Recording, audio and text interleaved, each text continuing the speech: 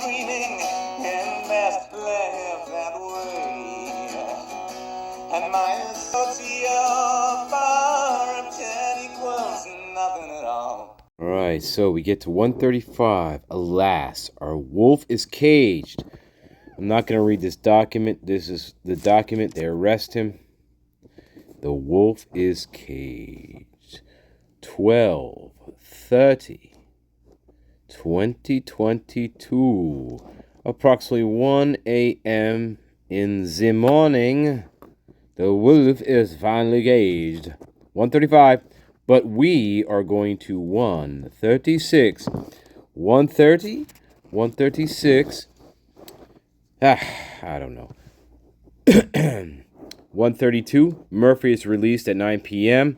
on 11/13. Back to Jack Decor. 133. Tinder warrant for Brian Kohberger. 134. Maddie Mogan's Tinder warrant for her Tinder. 12/22. Okay. Yep. 35. The wolf is caged. 136. Let's go. Let's go. Hello again, my lovelies, lilies, lads, dude, sugar mountains on the moon. That's right. What do we got going? Well, crime scene photos slowly being released. I think there's 300 in the initial batch. I have not seen any that have been gruesome or graphic yet. I don't know if there are any out there like that yet. And I'm not sure if I actually want to see,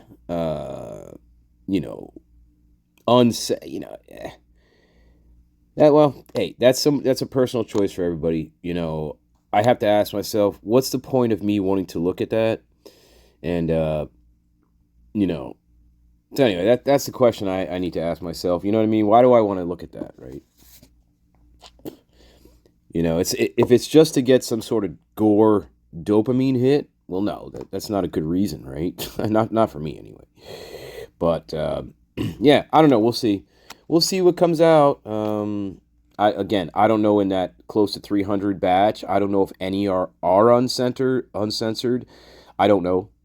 I have no idea. The ones I've seen, a handful, they're all censored. They're blurred out. Difficult to make out things. Yes, you can see blood in quite a few of them. Blood spots on the floor.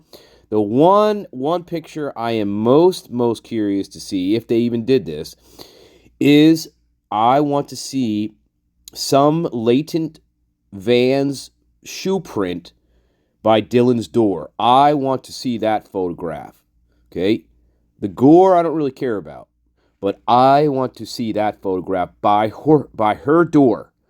That will confirm to me a lot of things. So I hope that photograph I hope they A, took a picture of that, and B, that's in these photos. But I want to see that latent bloody shoe print, Vans sneaker shoe print that was by Dylan's door. I want to see a picture of that. It's in the probable cause affidavit, so there should be a picture of it, right? You would think.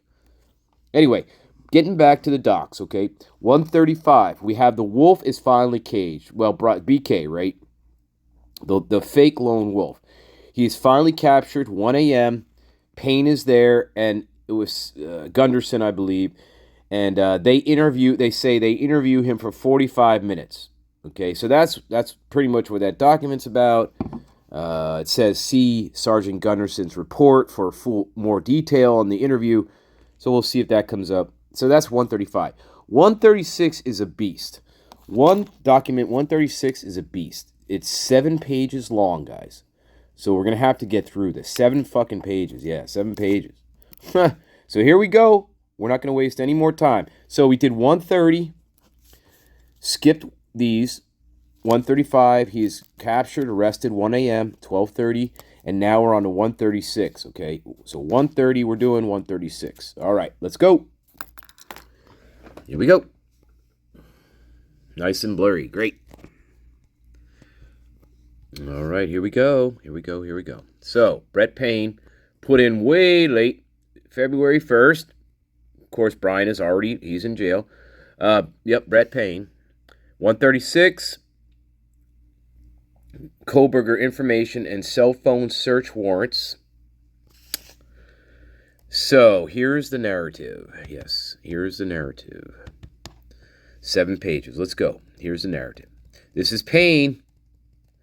As part of the investigation, an extensive search, commonly referred to in law enforcement as a video canvas,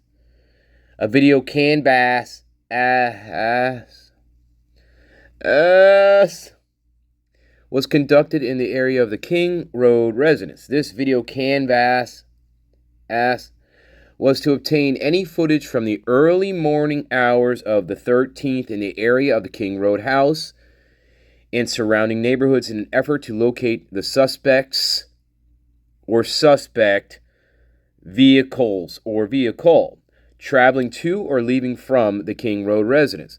This video canvas resulted in the collection of numerous surveillance videos in the area from both residential and business addresses.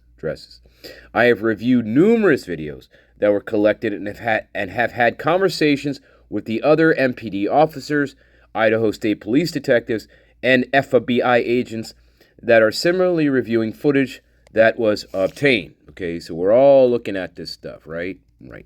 And they just released, yesterday, that high-flying car that apparently does reverse in going 70 miles an hour and goes around the corner perfectly. I've never seen a car like that ever in my life. Oh, by the way, that's not evidence of anything. You know what that is? That's a car driving around the neighborhood. That's what that is. It's not evidence. No. Because who's driving the car? Who's driving the car? Who's driving the car? You can't see it. I can't see it. Moscow couldn't see it. Bill Thompson couldn't see who's driving that car. So guess what? It's not evidence. All you can do is show a car driving in reverse 70 miles an hour, which is impossible. Okay? And you can doctor up that video any way you want. Okay? That's not evidence. The only way that's evidence is if you see Mr. Kohberger exit that car or enter that car, then maybe we're talking, right? Meaningless. Yeah, so what? A review of camera footage indicated that white sedan, hereafter known as suspect vehicle, here's all the crap, vehicle 1, was observed traveling westbound in the block of Indian Hills Drive in Moscow at approximately 3:26 a.m. and westbound on Steiner Avenue, on Steiner Avenue at Idaho State Highway 95 in Moscow at approximately 3:28. So within 2 minutes, he was westbound in Indian Hill, and then 2 minutes later, he's westbound on Steiner Avenue at Idaho State Highway 95. Okay, whatever. On this video, it appeared suspect vehicle 1 was not displaying a front license plate. Okay. Nor did it appear the vehicle had fog lights on the lower portion of the front bumper based off video obtained from the SM located. This was the video which captured suspect vehicle 1 crossing South Main Street from Steiner to Lauder Avenue at approximately 3:28 a.m. Okay, great. Oh, who's driving the car? Hey, Brett Payne and my ass, Canvas. Who's driving the car? Yep, there you go. No case. Hey, Bill Thompson said himself, we couldn't place Brian Kohberger at the scene of the crime. Remember what that's called, guys? It's called you don't have a fucking case. Yeah. So why do you have him on trial if you can't place him at the scene of the crime? Why is he sitting on trial? And why did Ann Taylor come up with this fucking plea? Ann? I don't know who I dislike more in this anymore. I think you're at the top of my list, really. I think you should definitely give up your law license. I think you should go back, go be a homemaker, make some fucking candles, for stringing everybody along for the past 2.5 years, pretending that you were going to be some good defense attorney, and you turned out to be just like a piece of shit like the rest of Moscow. Yes, you fucking did. Anyway, A review of footage. I got 7 pages here. I got to conserve my energy. A review of footage from multiple videos obtained from the King Road neighborhood showed multiple sightings of suspect vehicle number 1, starting at 3:29 now and ending at 4:20. These sightings show suspect vehicle 1. We can call whatever vehicle you want.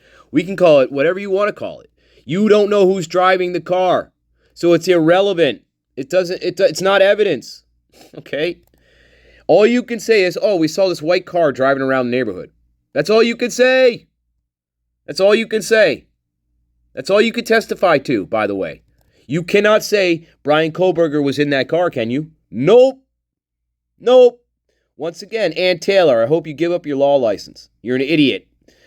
Yeah, initial 3 passes by the King Road residence and then leaves via Wallenta. Based off of my experience as a patrol officer. Oh, God. Oh, here we go. This is a residential neighborhood with a very limited number of vehicles that travel in the area during the early morning hours. Well, that's strange. We just saw 2. We saw that, we saw Molly driving around, DoorDasher, and there was another vehicle driving around also that time. So, yeah, there's at least 3 vehicles in that area at that time. Oh, Brett Payne. See, the problem with Brett Payne is he was promoted to detective. This was his very first case to be promoted as detective, right? And it shows, doesn't it, guys? Yeah, he was actually a patrol. He was not a detective, and he got promoted. And that's why they gave him this case. He was promoted. See, he never worked a case like this ever in his life before, and I think you could tell. Okay, yes, you can. Anyway, upon review of the video, we already talked about that. Suspect vehicle 1 can be seen entering the area a 4th time at approximately 4:04. Still didn't park yet. It can be seen driving eastbound on King Road, stopping and turning around in front of the Queen Road address, and then driving back westbound on King Road. We see that in the video. When suspect vehicle 1 is in front of the King Road residence, it appeared to unsuccessfully attempt to park or turn around in the road. We do see that. We see a car trying to do a 3-point turn, if it's real. The vehicle then continued to the intersection of Queen Road and King Road, where it can be seen completing a 3-point turn and then driving eastbound again down Queen. Right. Suspect 1, vehicle 1, is next seen departing the area of the King Road residence at approximately 4:20. 4:20. So again, we're giving, what is the time frame, guys? So he hasn't even parked, right. He's still driving by 4:04. They estimate that he parks about 4:07, and then we see that supposedly the same vehicle leave at 4:20. So how many minutes does that give us, guys? Remember, 13. That's just 13 right there. 4:07 to 4:20, right? 13, right? That doesn't account for actually walking into the residence nor walking out of the residence, okay? Nor does this time explain a cleanup. Now keep 13 minutes, guys. I'm being very generous with this. Explain a cleanup. Yeah. It doesn't account for all this. It doesn't account for why, again, he leaves Dylan alive. Again, that would never happen. They saw each other, and no, that's bullshit, we know. So yeah, 13 minutes, guys. And that doesn't account for him actually walking into the residence, nor walking out of the residence. So that could have been a minute as well. Just doing that, getting to and from the car could have been a minute. So I'm putting it at 12, and that's being very generous here. 12 minutes. 12 minutes, guys. That's it. According to suspect vehicle 1, 12 minutes and a cleanup. Van Sneaker, Dylan, right? By her door, right? Yep. Hey, other people on the side of the wall, are you finally getting it now? This is impossible, isn't it? It's impossible to do this. Anyway, let's carry on.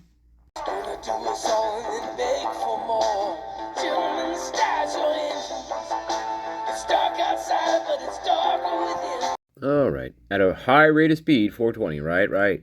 Suspect vehicle 1 is next observed traveling southbound on Walenta. Based on my knowledge of the area and review of camera footage in the neighborhood that does not show suspect vehicle 1 during that time frame, I believe the suspect vehicle 1 is likely exited the neighborhood at the Palouse River Drive and Conestoga Drive. It doesn't matter what you think. That's not evidence. That's meaningless. You can think whatever you want. That doesn't mean anything. Yeah. Pullman, Washington is approximately, we already know where it is. Law enforcement officers provided video footage of suspect vehicle 1 to forensic examiners with the FBI that regularly utilize surveillance footage to identify the year, make, and model of an unknown vehicle, correct? Regularly utilize surveillance footage to identify the year, make, and model of an unknown vehicle that is observed by one or more cameras during the commission of a crime. The forensic examiner has approximately 35 years of law enforcement experience with 12 years at the FBI. That's a lot of experience, right? His specific training includes identifying unique characteristics of vehicles, and he uses a database that gives visual clues of vehicles across states to identify differences between vehicles. Okay, right? Remember, a lot of experience. Here we go. After reviewing the numerous observations of suspect vehicle 1, the forensic examiner initially believed, with all that experience and training, that the suspect vehicle 1 was a 2011-2013 Hyundai Elantra. I love this. Upon further review, wait a minute. This is a guy who has 35 years of law enforcement experience, right? 12 years at the FBI.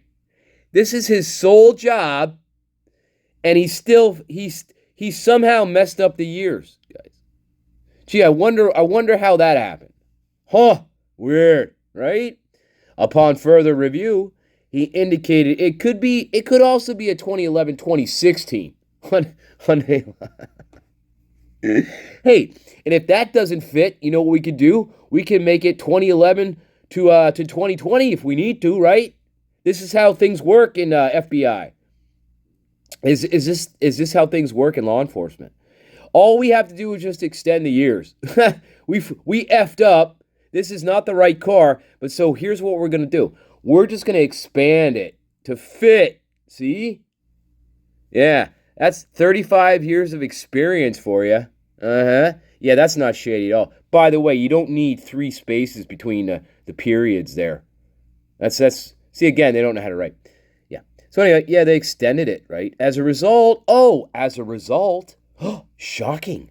Investigators have been reviewing information on persons in possession of a vehicle that is a 2011-2016 white Hyundai Elantra, not 2011-2013.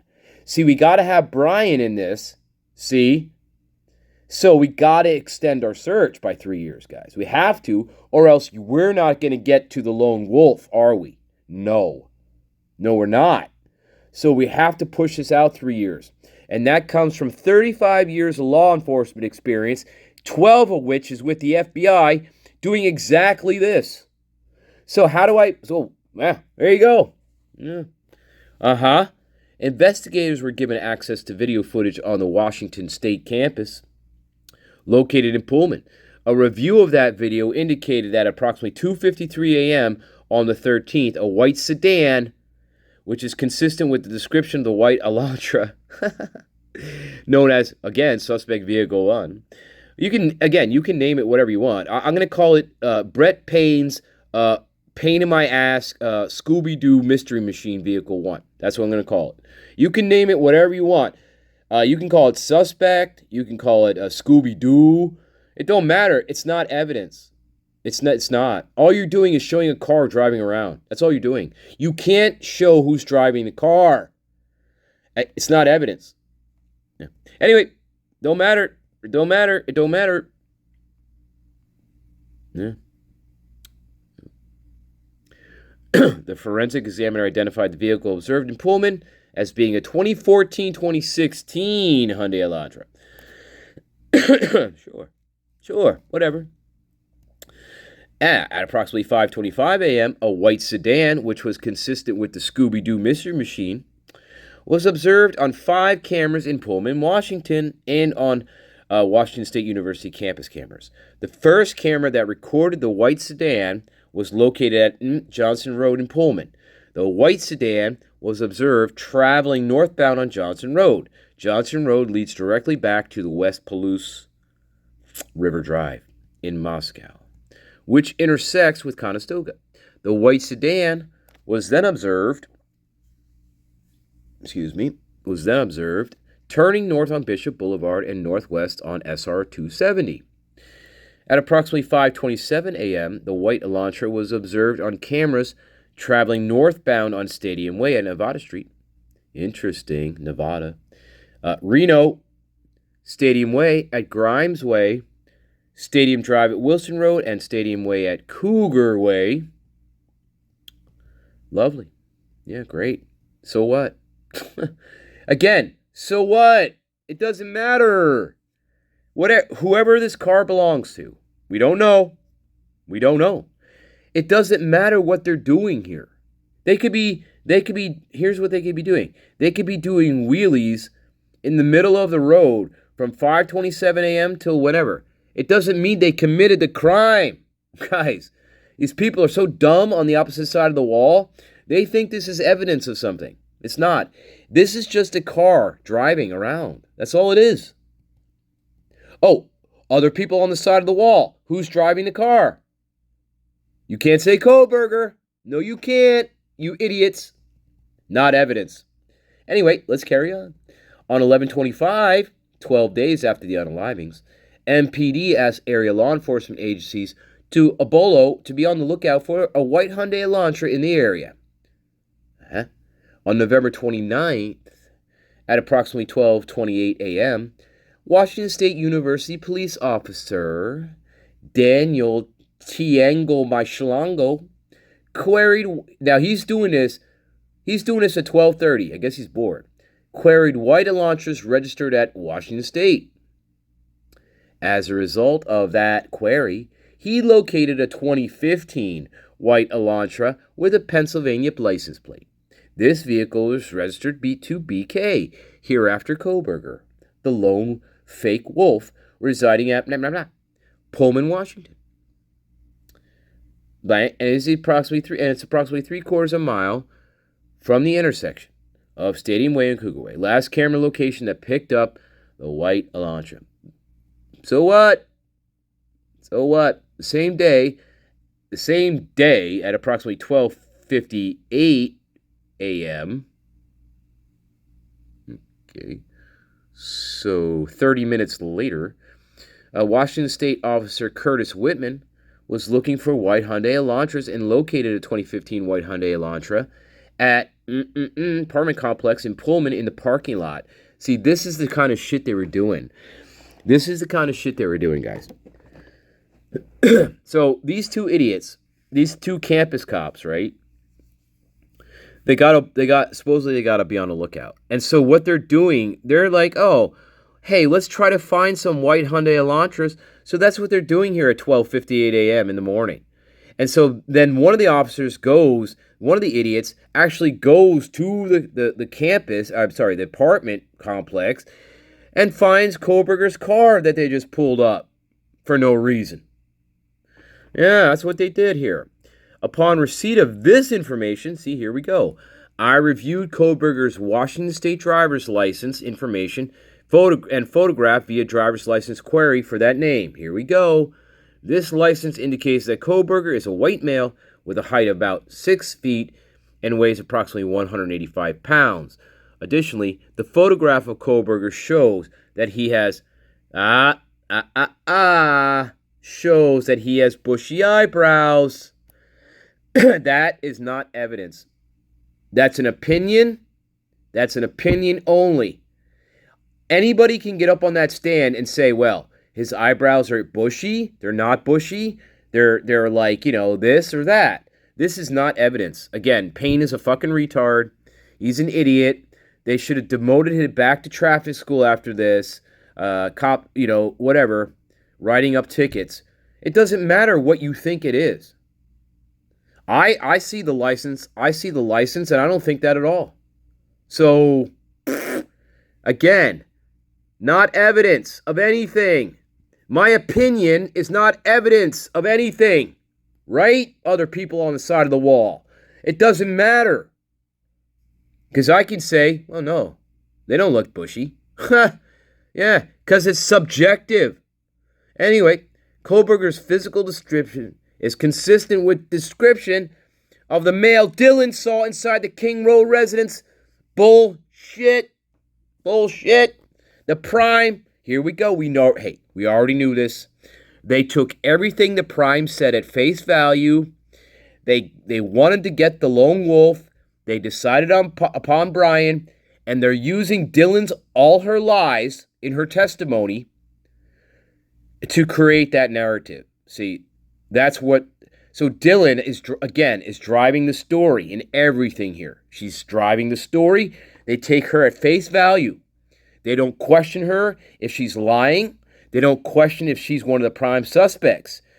So anything that she says, they took at face value. And they just tried to fit the pieces together based on one of the prime suspects' narratives. Remember, Dylan lies all the time in her interviews. She lies constantly. That's all she does. Lie, exaggerate, puts people in danger, potential danger. She downplays things a lot, doesn't she? Constantly, over and over and over again with the prime. She is one of the prime suspects. She always will be one of the prime suspects. Deal with it. Hey, remember other people on the side of the wall. Who would be willing Van sneaker shoes? The lone wolf entering the house or Dylan? Who would be wearing Van sneakers? Answer that question, people on the other side of the wall. Who would be wearing those? Dylan, you're prime, idiots. Yeah, I know you're in denial too, just like the mutt. But you know what? Maybe it's time you start getting out of denial here. Yeah, well, we can hope. Further investigation, including a review of Latah County Sheriff's Deputy Colonel Duke's body cam and reports, showed that on August 21st, Brian Kohberger was detained as part of a traffic stop. Yep, here we go. By Corporal Duke, right? There's evidence, video of that. Yep. He was driving a white 2015 Hyundai Elantra with Pennsylvania plates. He had to get his registration changed over to Idaho, okay, by the end of I think it was by the end of the month. Something like that, yes. He had to get it changed over. He provided his cell phone number. Yep. Well, they actually, unless he changed his cell phone within a year, they actually already had his number. So this is stupid. This is misleading. This is to mislead you. They already have his phone number. They already know who he is. Washington State Police in Pullman, they already know who he is. They already have his phone number. They already have his home address in Pennsylvania. They already have all this information. So this is meaningless, really. On October 14th, Kohberger was detained as part of a traffic stop by a Washington State police officer.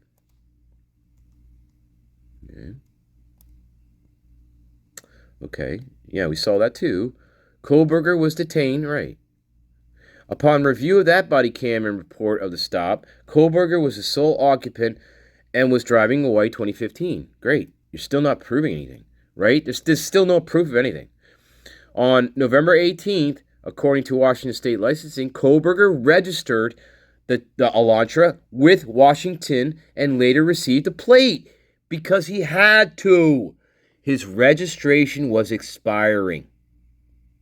This is not nefarious, guys. It's not. Prior to this time, The 2015 Elantra was registered in PA. Yes, duh. Which does not require a front license plate. Okay, no, I know. Right, so what? Right. But he doesn't tell you. But what he's failing to tell you here, guys, is the registration was running out. And he had to change it over to Idaho, to Washington. And so he did it on the 18th. He had to the end of the month, I believe. So this is not nefarious. He would have to do this regardless of whatever. So this is all, again, Brett Payne, totally meaningless, pointless. This doesn't matter at all. Again, rookie cop, doesn't know what the fuck he's doing. You know, typical fucking stupid Moscow, Idaho crap. He's a part-time detective for a day. You know, whatever. Investigators believe that Kohberger continued to drive the Elantra. Yeah, of course. As the vehicle was captured on December 13th, 1 month after the unaliving, by a license plate reader in Loma, Colorado. Okay. He was in Loma, Colorado. Okay. Kohberger's Elantra was then queried on the 15th by law enforcement in Hancock County, Indiana.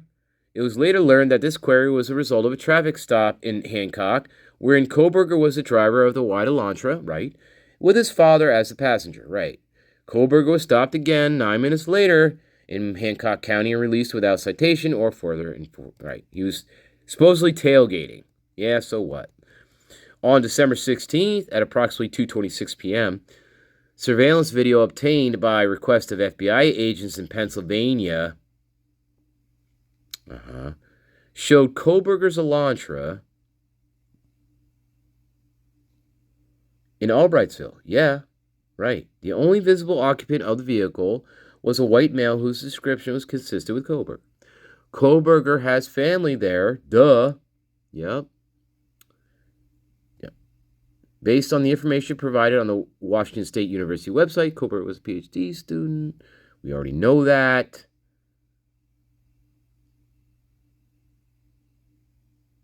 Wrote an essay when he applied for internship, right? See, that's where they already know him. Because when he wrote, they already knew who he was. Because when he wrote his thank you letter to that cop, he put his name, address, and phone number on the thank you letter follow-up. So this is not they already know who he is. Yeah, they do. Yeah.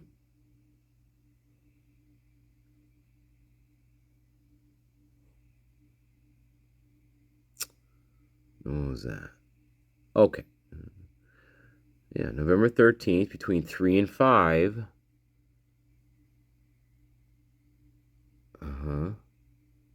After determining that Kohberger was associated to both the 2015 white Elantra and the... They reviewed the search warrants, right? Yeah, when? Yeah. Based on my training experience and conversations.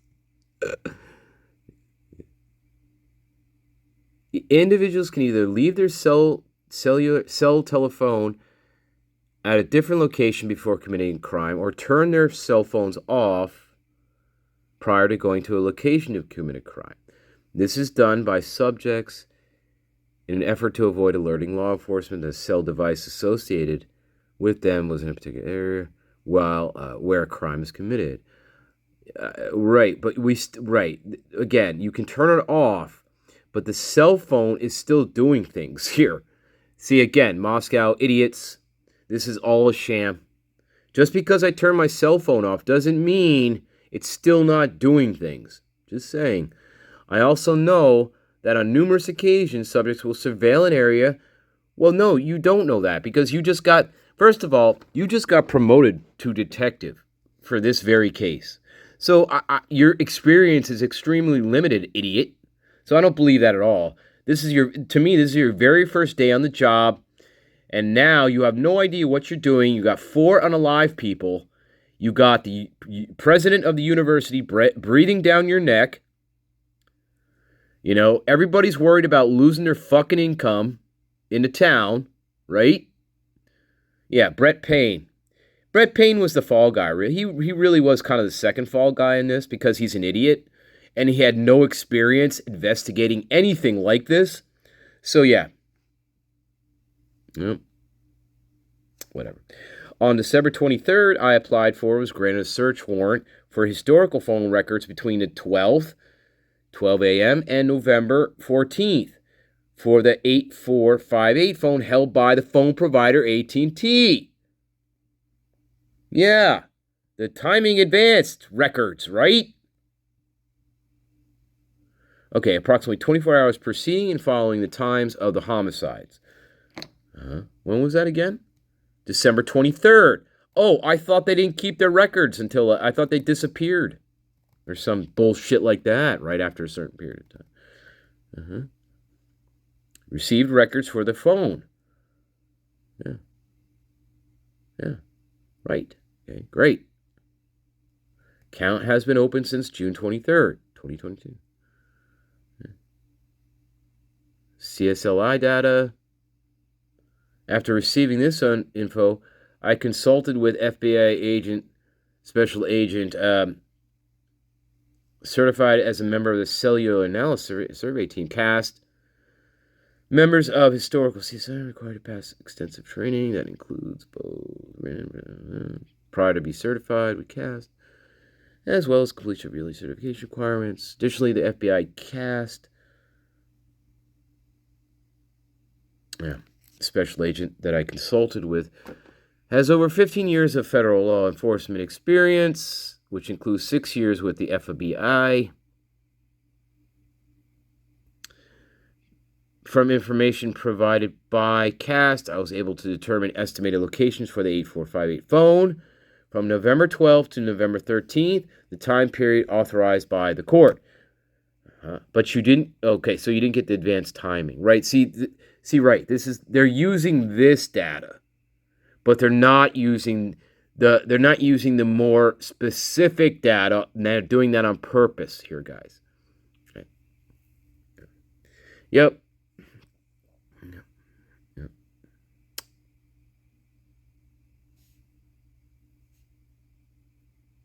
Stops reporting to the network at 2:47 a.m. Okay. It doesn't report to the network again until approximately 4:48, at which time it utilized cellular resources that provide coverage to Idaho State Highway 95 south of Moscow, near Blaine and north of Genesee. Between 4:50 and 5:26, the phone utilizes cellular resources that are consistent with the 8485, traveling south on State Highway.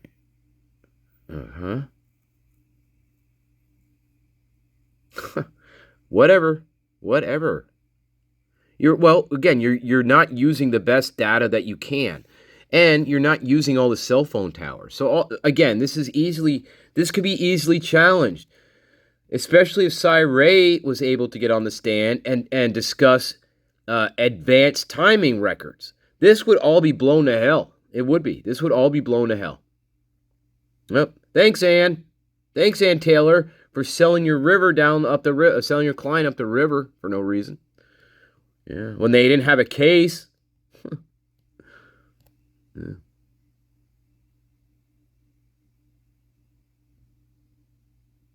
Yeah. This is an opinion.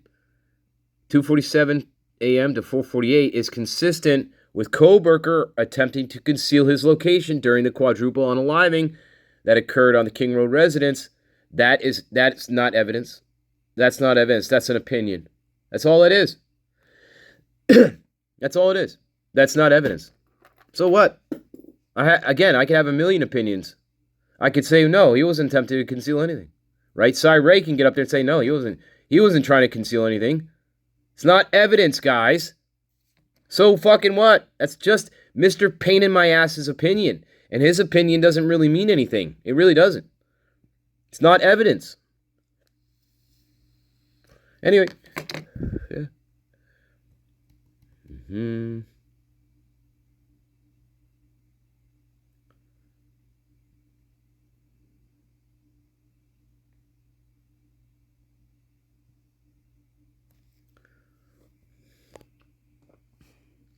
So they put a trap and trace on the phone December 23rd to see if he was stalking anybody. Okay. Any locations that may contain evidence of the murders that occurred on the 13th, the location of the white Elantra registered to Kohberger, as well as the location of Kohberger. So on the same day, the 23rd, he received historical records for the phone from AT&T from the time the account was opened. After consulting with CAS Special Agent, I was able to determine estimated locations, again, June 22nd to present, the time period authorized by the court.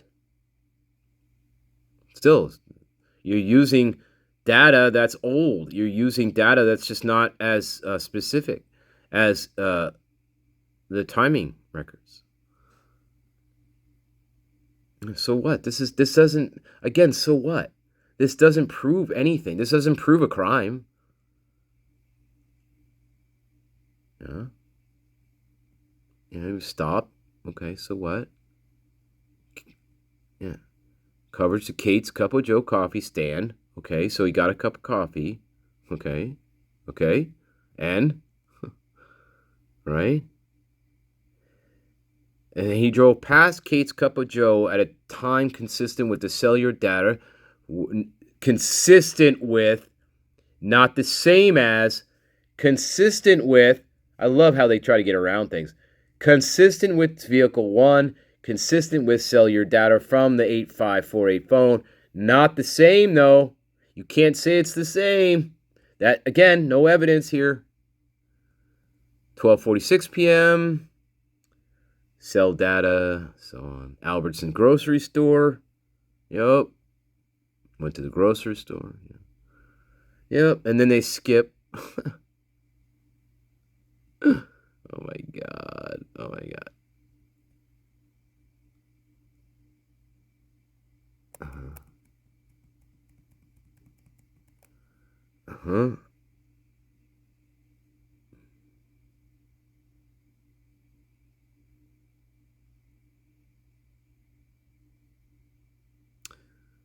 Okay, so what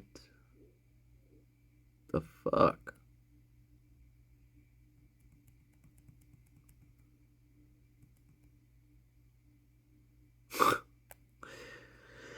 Additional analysis of records for the 8458 phone indicated that between 5:32 p.m. and 5:36, the phone utilized cellular resources that provide coverage to Johnson, Washington. Okay, that phone then stops reporting to the network from approximately 5:36 p.m. to 8:30 p.m. Okay, that is consistent with that phone being in the area, with the 8458 phone being the area that the 8458 phone traveled in the hours immediately following the suspected time of the homicides. That's not immediately following the time of the homicides. That's way later. 5:36 p.m. doesn't immediately come after 12 noon, does it? Nor does 8:30. See, morons. Travel in the hours immediately following the suspected time of the homicides. The suspected time of the homicides, according to Dylan, let me just tell you, about 4 a.m. That's much later. 5:36 p.m. and 8:30 p.m. Oh, Payne, you are a total effing moron. Go back to traffic school. Go back to fucking policing traffic. I don't know what you're doing. December 27th. Great. We're picking out his trash. Right? We're picking out his, FBI's picking through his trash. Oh, they magically get a hit, though. There's the hit. They get a hit to the father. Right? But that DNA was manufactured to begin with. So this is not a big deal. Okay? Of course you're going to get that. Hey, FBI, What did you do with all that blood that was found at the crime scene that wasn't Brian's? What did you do with all the blood that was found in Jack Showalter's apartment that wasn't Brian Kohberger's? Why didn't you do the exact same thing, the exact same procedure you pulled with Brian? Why didn't you do that with those other samples? Hey, people on the other side of the wall, answer that question. Why didn't the FBI go to those same lengths with actual blood evidence, not some skin cell, okay, actual blood evidence? Why didn't the FBI do this with those samples? Do you want to know why? Well, I know why. My garden knows why. Oh, a lot of smart people now are waking up to know why, but man, you guys are still on the other side of the wall. Weird. Anyway, yeah, so there, he was charged. Payne put in way late, February 1st, 2023. I think that's a little late. And then reviewed the next day, February 2nd. Yeah, I think that's a little late, Mr. Payne. Don't you? This is probably one of the most important documents you have, right? About the stupid car. Yeah, why did you put it in like, oh my God, almost what? Well, yeah. Right, a month and like 2 days after you already captured him. Yep, that's Moscow, Idaho for you guys. Aren't they lovely? Real quick, 137 is nothing. This is 138, okay? Just real quick, this is Yik Yak, okay? So they got a warrant for Kohberger's Yik Yak account. Remember, Dylan also has this account. Dylan also has a Yik Yak, by the way. Keep that in mind. That's interesting. He has a Yik Yak. She has a Yik Yak. I find that interesting. Just do. 126. So, yeah, he applied for a warrant for Brian's Yik Yak account. These are the emails identified. But they struck out here because in reviewing the contents, I found only the following information.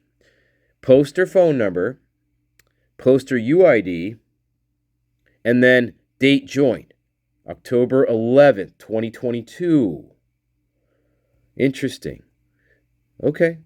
So anyway, that's about it with this one. Yik Yak. Brian Kohberger search warrant for Yik Yak. That's 138.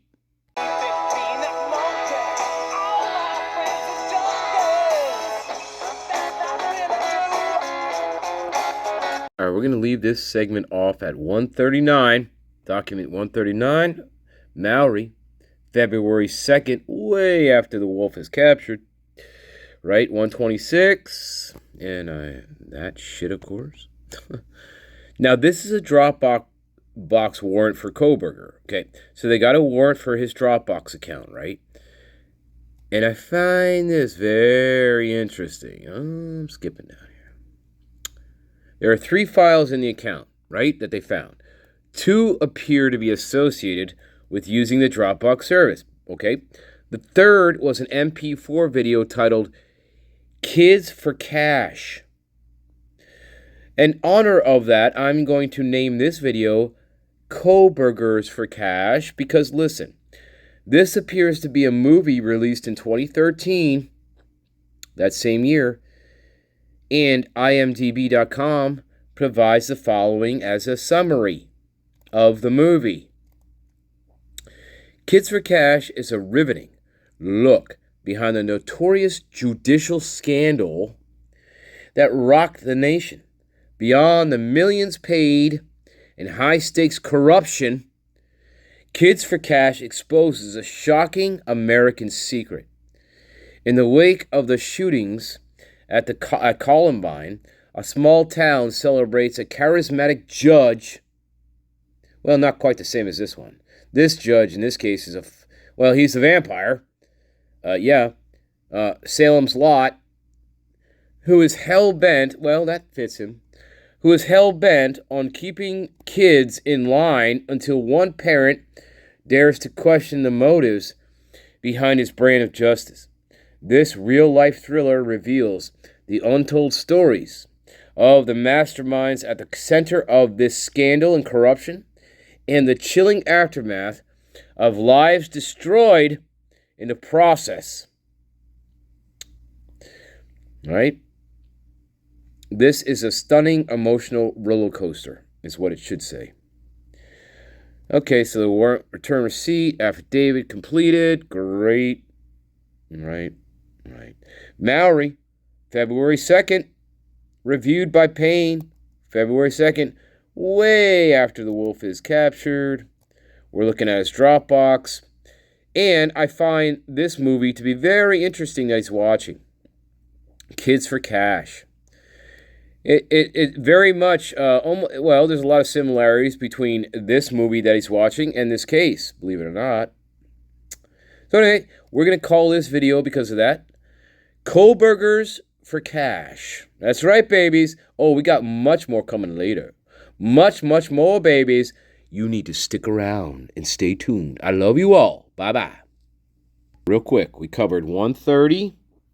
We covered... Well, I told you about 135. I told you about these. Okay. We covered 136. And now 138 I told you about. And we jumped to 139. So 130, 136, 139. Okay. We're going to talk later. Love you all. Love you, my garden. All right. Bye-bye.